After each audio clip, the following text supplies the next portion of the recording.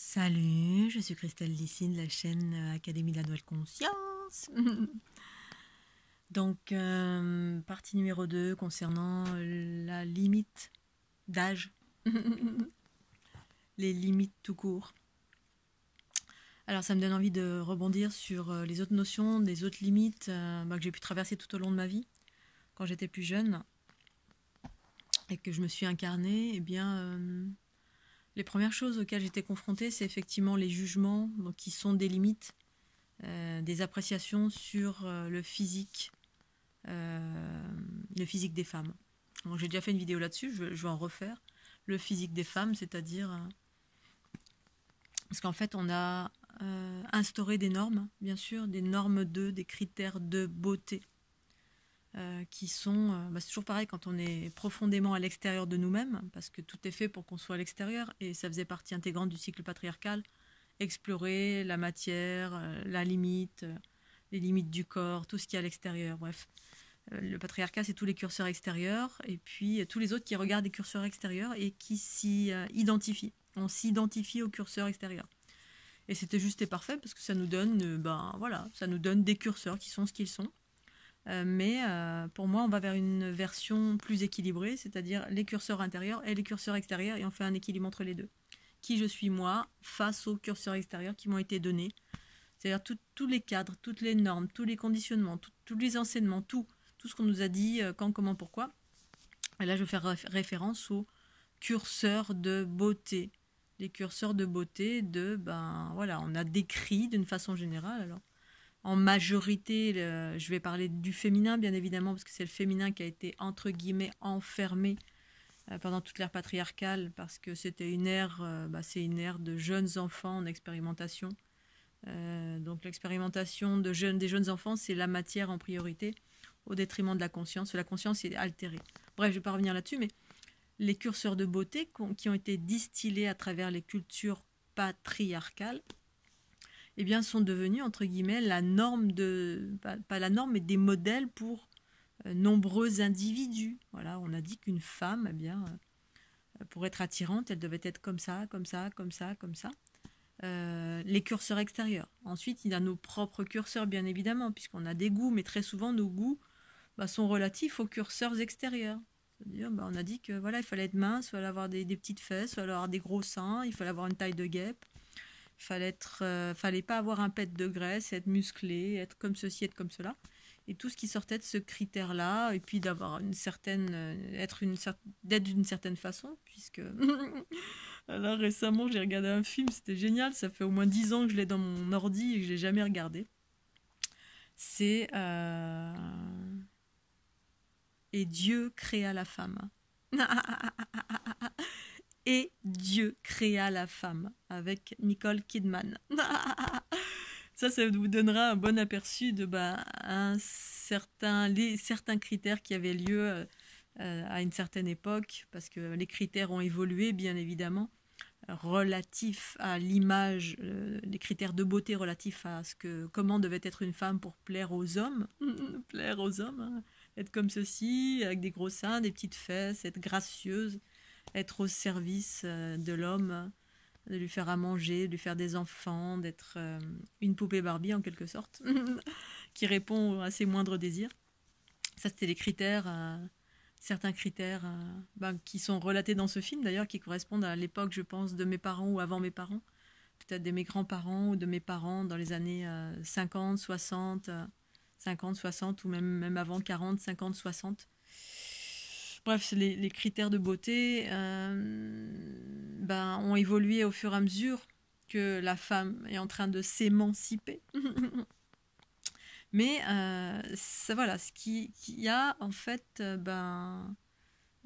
avant, les femmes se pliaient plus ou moins. C'est-à-dire qu'il y avait une majorité de femmes qui se pliaient à ces critères parce que c'était le désir d'une femme, c'était la grande aspiration des femmes parce qu'on rentrait justement dans ces critères, les normes dictées par le patriarcat, qu'une femme qui était une vraie femme, elle devait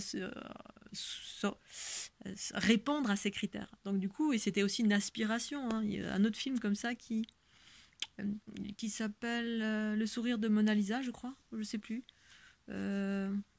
Ça parle d'une jeune professeure qui est justement beaucoup plus libérée par rapport à son temps et qui se retrouve dans une école avec une éducation très très très précise où on apprend aux femmes à être des bonnes épouses en fait, à correspondre, à avoir une taille de guêpe, être habillée d'une certaine façon, à être gracieuse, à apprendre à mettre le couvert, à apprendre je sais pas, masser les pieds de son mari, apprendre à dire oui, amen à son mari, apprendre à avoir un certain critère de beauté et d'attirance et de modèle pour répondre aux, aux besoins des hommes.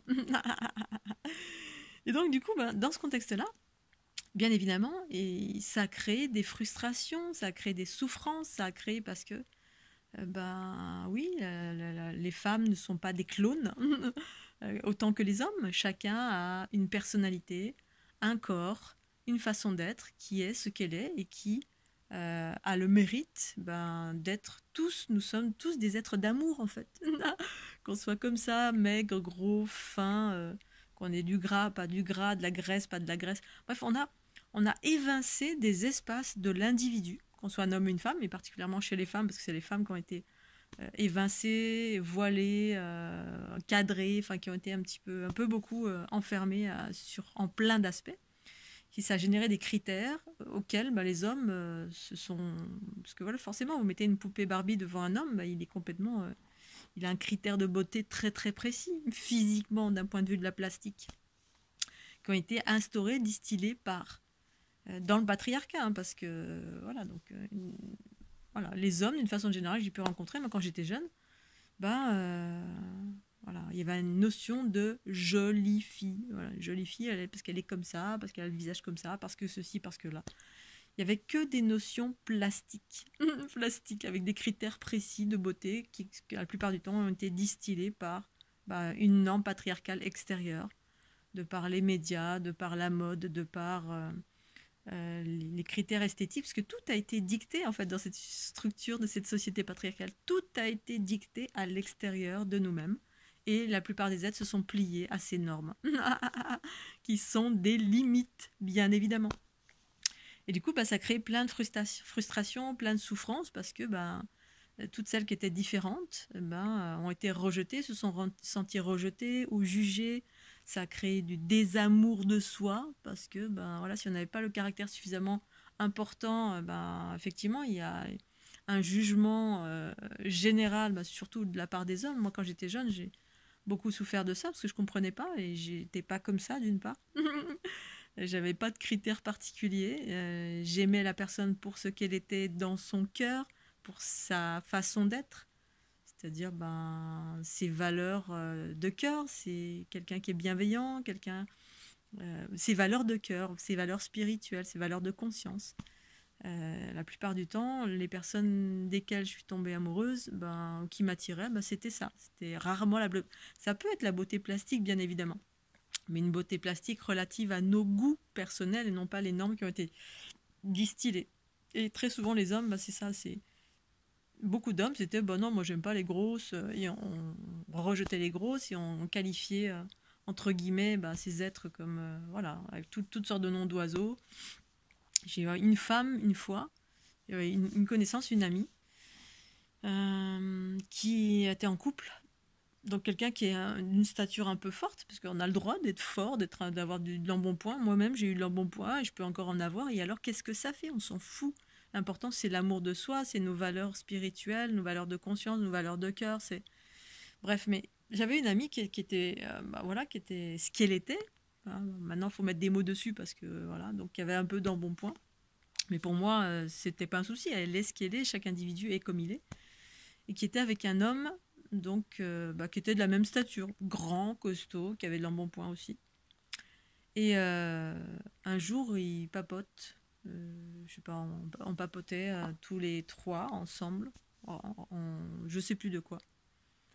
Et puis à un moment donné, son chéri, je sais plus dans quelles circonstances, il raconte une scène d'amour. Déjà d'une part, c'était hyper intime.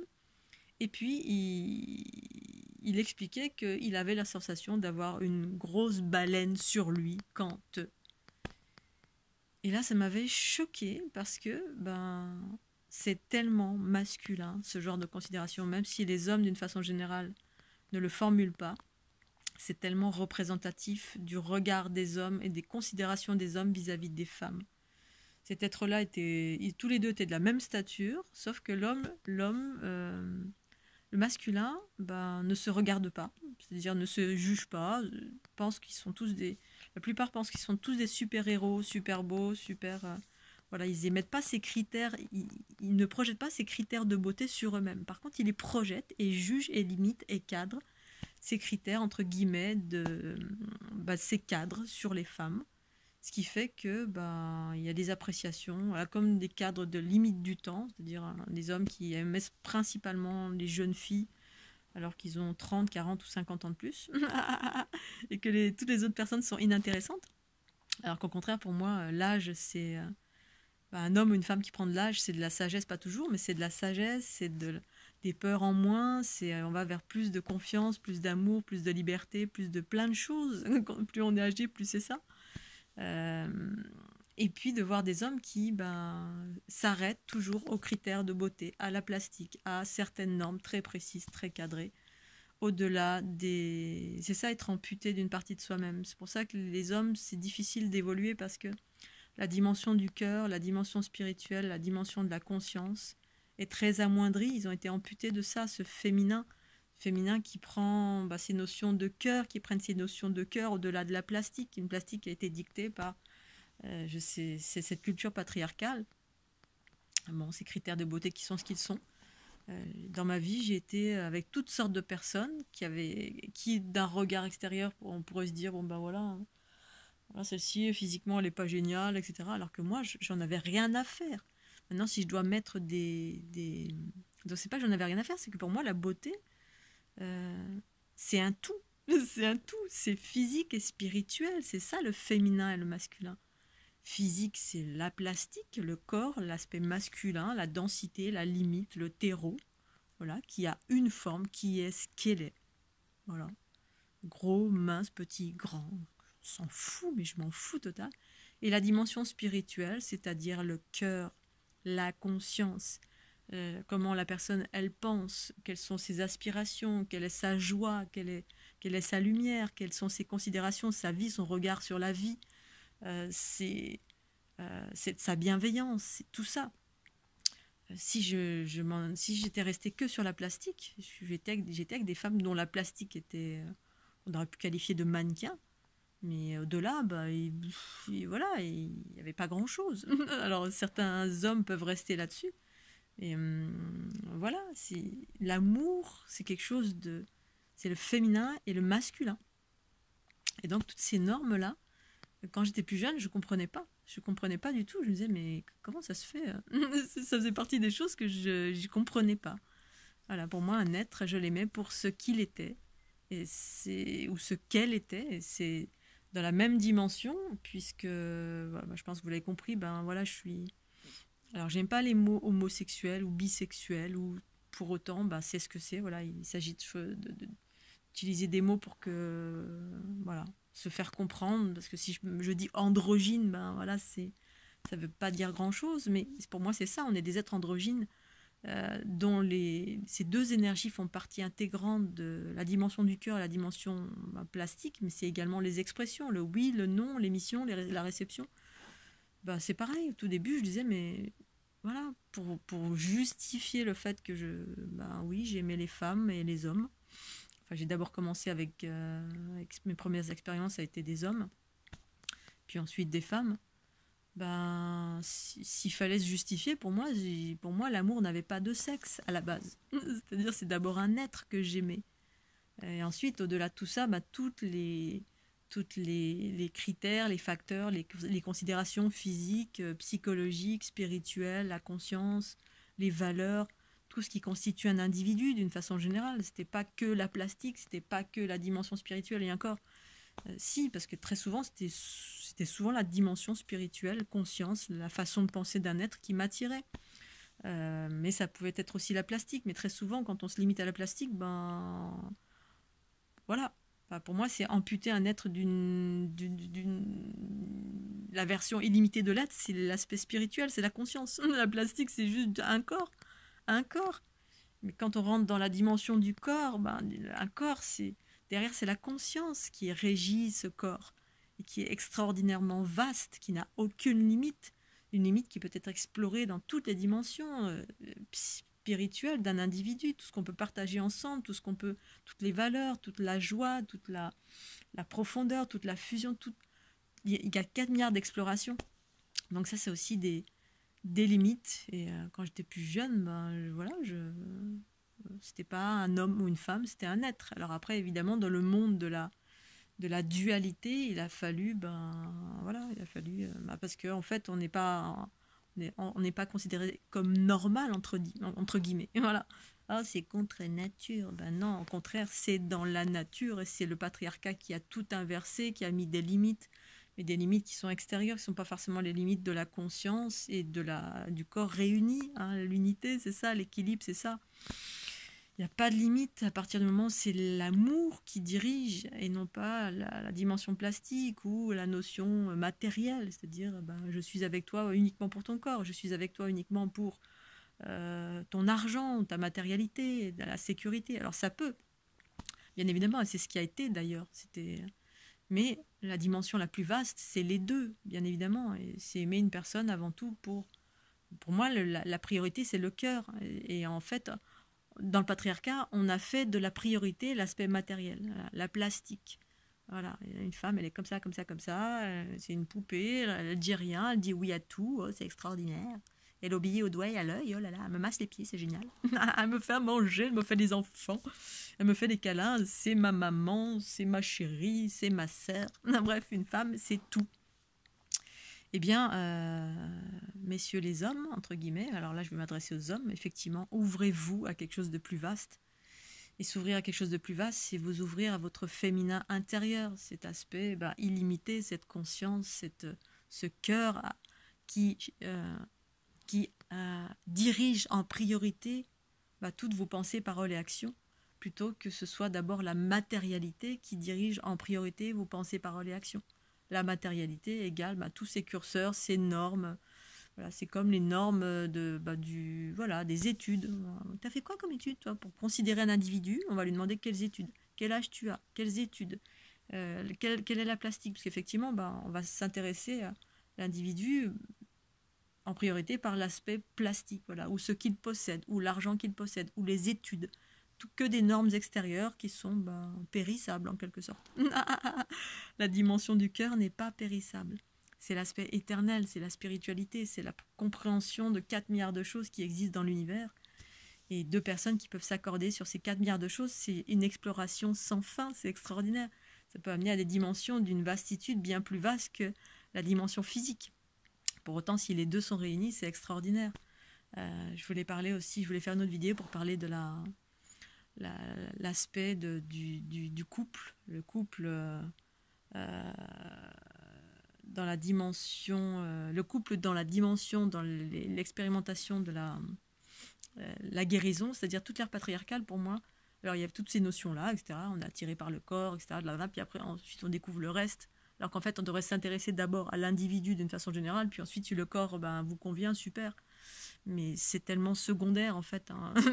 C'est tellement secondaire un corps. Ça reste un corps, qu'il soit petit, gros, moyen, musclé, pas musclé. Qu'est-ce qu'on s'en fout?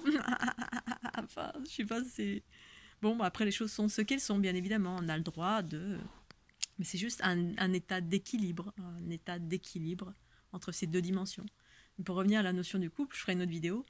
Pendant toute l'ère patriarcale, la notion du couple, c'était le couple de guérison. On était ensemble pour différentes choses, c'est-à-dire faire perdurer la race, le mélange des genres, la relation de guérison. Et ensuite, quand on va vers l'unité, c'est-à-dire quand on équilibre nos polarités, la conscience et le corps qui s'unissent, qui fait de nous un être beaucoup plus libéré, joyeux, dynamique, libre à tous les niveaux, parce que c'est la conscience qui libère, qui nous donne une vision sur chaque chose, mais une vision en priorité positive qui permet de rebondir sur toutes les circonstances et s'adapter. Et puis aller vers des choses beaucoup plus simples dans le sens où on se prend la tête pour pas grand-chose, c'est-à-dire pour rien, autant que possible, sauf si on vient me taper dessus, bien évidemment, et qu'il y a des bobos qui arrivent, il s'agit de faire face, d'écouter, d'aller dans la profondeur grâce à la conscience en soi, justement. Mais tout ça pour dire que dans l'ère patriarcale, on a vécu d'une façon générale, pour toutes les personnes qui sont en chemin vers l'unité, qui font un travail de développement personnel pour aller vers plus de fluidité, d'amour, d'équilibre, eh bien, les relations de couple, souvent, c'est des relations de guérison. Alors, je change de sujet, là, je ne suis plus dans la notion de limite, mais ce sera le thème d'une autre vidéo.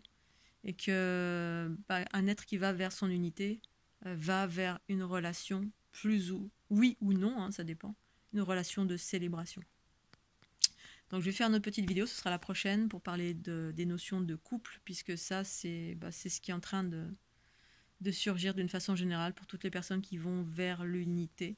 Et puis c'est une transition qui n'est pas évidente du tout, mais qui pour moi est en train de se passer.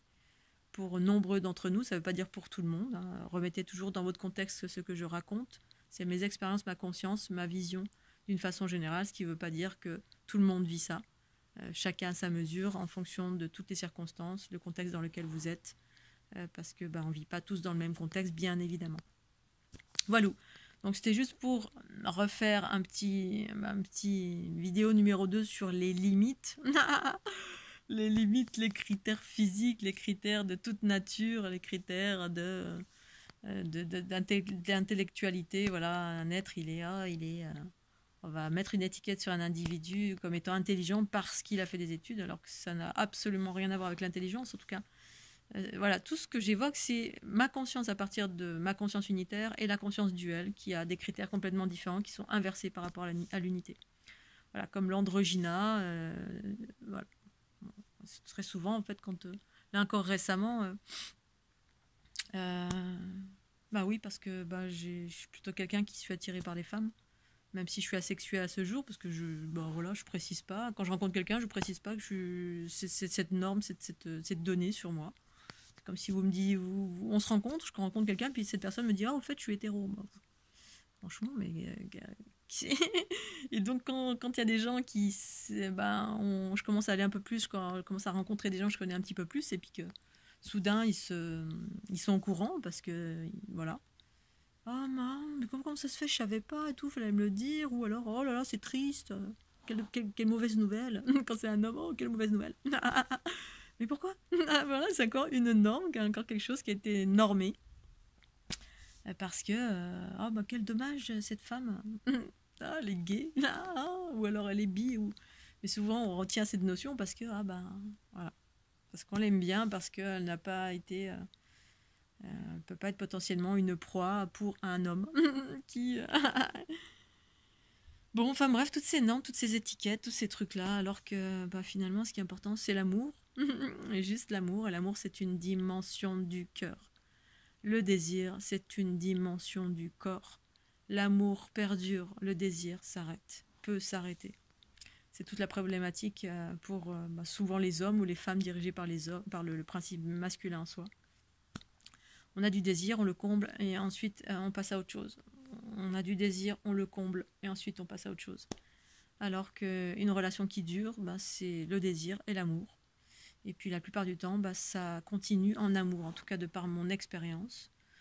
C'est la dimension de l'amour qui continue, c'est-à-dire le désir personnellement peut s'arrêter complètement dans une relation de longue durée, mais ça n'empêche pas l'amour qui continue. Et un homme, le désir continue parce que c'est justement mécanique, énergie tellurique, dirigée en majorité par le corps animal qui n'a pas été... on n'a pas travaillé dessus, à transcender ce corps animal et toutes les énergies telluriques qui font amener les afflux sanguins et le désir, etc., qui est là en priorité. Le désir, c'est relatif à la matière. Je veux te posséder, je veux te pénétrer, je ressens l'amour quand je te pénètre, quand je te touche, quand je suis avec toi en permanence. Si je suis éloignée de toi, si je ne suis pas en toi, si il n'y a pas cette proximité à l'intérieur, on n'est pas à l'intérieur d'une femme, en gros, on ressent plus l'amour. Alors qu'une femme, pour moi, la dimension du cœur, c'est que je sois là ou pas là, je peux aimer. C'est-à-dire, la dernière personne que j'ai rencontrée, ben, voilà, on s'est rencontrés. Peu de temps après, je m'en allais parce que ben, voilà, on n'habitait pas au même endroit. Ben, ça n'empêchait en rien l'amour. C'est-à-dire la séparation n'empêchait en rien l'amour. L'amour, pour moi, c'est la dimension vaste. C'est-à-dire je peux aller et venir, être là et être dans la notion de corps. Ok, on est ensemble, on partage des choses dans la proximité. Faire l'amour, donc la notion du corps la plus, on va dire, la plus matérielle, c'est faire l'amour. Hein, voilà. On échange des fluides, des bisous, on est en corps à corps, on s'interpénètre, etc. Donc c'est la version, on va dire, la plus primaire dans l'expression de l'amour. Hein, c'est faire l'amour physiquement. Pour moi, c'est vraiment la version la plus primaire, la plus proche de l'animalité. Et ensuite, plus on s'élève vers les aspects, les dimensions spirituelles, c'est-à-dire la conscience, bien plus on appréhende la version de l'amour qui est illimitée. C'est-à-dire, ben, le jour où je m'en vais, ça ne m'empêche pas de t'aimer. Au contraire, c'est encore mieux. Et puis, à naviguer entre l'un et l'autre, hein, un coup on se voit, un coup on ne se voit pas, pour moi, c'était vraiment l'idéal. C'est-à-dire, chacun peut se retrancher dans sa propre énergie, c'est ça l'unité, sans être dans le manque de l'autre, parce que l'unité, c'est justement quand je suis en moi, je me suis retrouvée en moi, dans mon masculin et mon féminin, je suis en harmonie, c'est-à-dire ma matière et mon corps sont en unité, donc je suis d'abord en unité avec moi-même, ce qui fait que quand je quitte la personne avec qui je suis en couple, bah, ça crée il n'y a aucune dépendance, il n'y a aucun manque, il n'y a aucune incertitude, il n'y a aucun manque de confiance, il y a juste l'amour et le fait que, ok, on va se revoir. Voilà, la dernière fois que ça s'est passé pour moi, j'avais une telle certitude dans la relation, dans cette relation, un tel amour, une telle certitude, que le fait d'être partie, il n'y a eu aucune souffrance parce que je suis en moi, je ne suis pas dans la dépendance et l'interdépendance de l'autre. C'est ça qui se produit la plupart du temps quand on n'est pas entier en soi-même, pas dans son unité.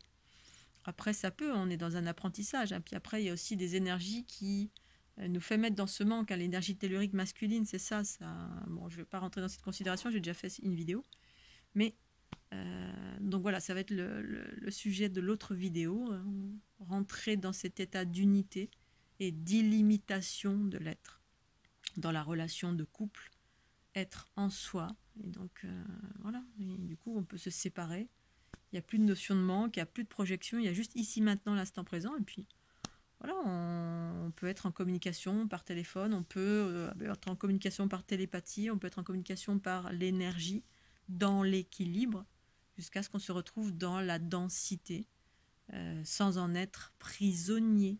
C'est ça, sans en être prisonnier d'un cadre, d'une sensation, bref, tout ce qu'apporte la matière. Et en fait, pendant toute cette ère patriarcale, ces conditionnements, ces limites, ces normes, tous ces cadres extérieurs nous ont limités, nous ont possédés, en fait. C'est la matière qui nous possède, qui nous limite, C'est comme demain, si on n'a plus de maison, on n'a plus d'argent, tout ça, la plupart des êtres vont être complètement démunis, hein, démunis de la matière. Hop, on s'est tellement identifié à cette matière qu'on en meurt.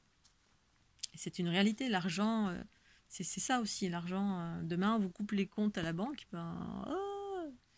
voilà, ça nous limite à fond. C'est la raison pour laquelle, voilà, les limiter, trouver d'autres moyens, s'adapter, c'est toutes les notions relatives à la conscience, le principe féminin en soi, qui est un espace de nous bien plus vaste, illimité, source illimitée, en toutes circonstances qui peut intervenir pour s'adapter à toutes circonstances. Quels que soient les conditionnements, les enfermements, le pouvoir, tout ce qui peut être exercé sur nous en termes de matérialité ou d'autorité ou de normes ou de critères ou de lois ou de tout ça. Bon, voilà.